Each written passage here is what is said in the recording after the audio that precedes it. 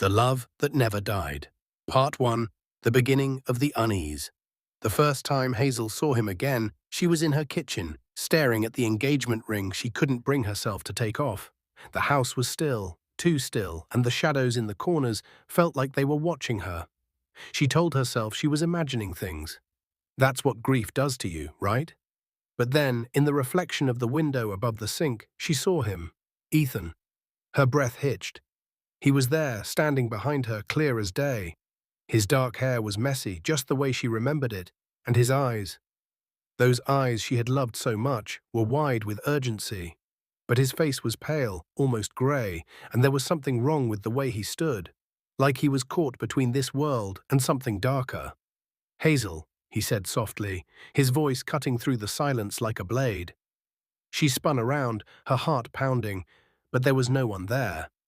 Just the empty kitchen, the faint hum of the refrigerator, and the suffocating weight of her own heartbeat. "Get a grip," she muttered, rubbing her temples. "You're losing it." But she wasn't losing it. Not yet. Because that night, he came to her again.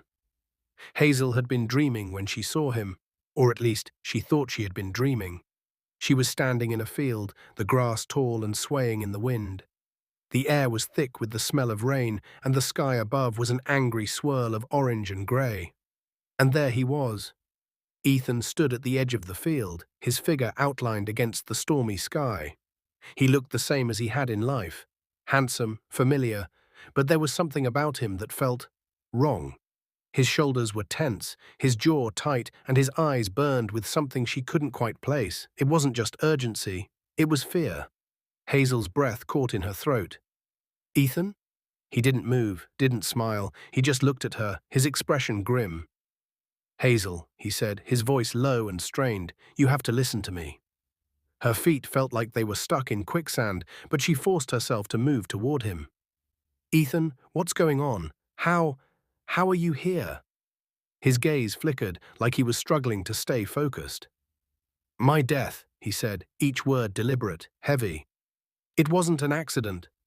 The wind picked up, whipping her hair into her face. Her stomach flipped, and a chill ran down her spine. "What are you talking about? Ethan, no, that's not true. The police said—" "They were wrong," he interrupted, his voice sharp. "Someone did this to me. Someone we know." Her blood turned to ice. "What? Ethan, who—" "Hazel, you're not safe." His voice was urgent now, desperate. "You have to find the truth before they find you." The sky above them cracked open with a deafening roar of thunder, and Ethan's form began to flicker like a candle being snuffed out. "No," Hazel screamed, reaching for him. "Don't go. Ethan, tell me who did this." But he was already gone, his voice echoing in the storm. "Find the truth, Hazel, before it's too late." Hazel woke up gasping, her heart hammering in her chest. For a moment she didn't know where she was.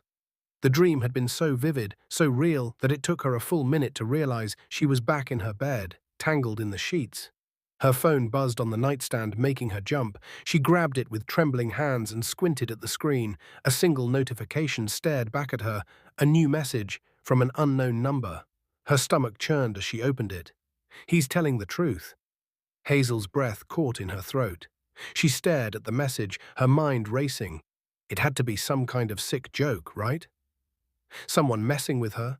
But then she remembered the way Ethan had looked at her in the dream. The fear in his voice. The way he had said, "You're not safe." The house suddenly felt too quiet, too empty. Hazel glanced around the room, her pulse quickening. She didn't know what was happening. But one thing was certain. This wasn't over. End of part 1.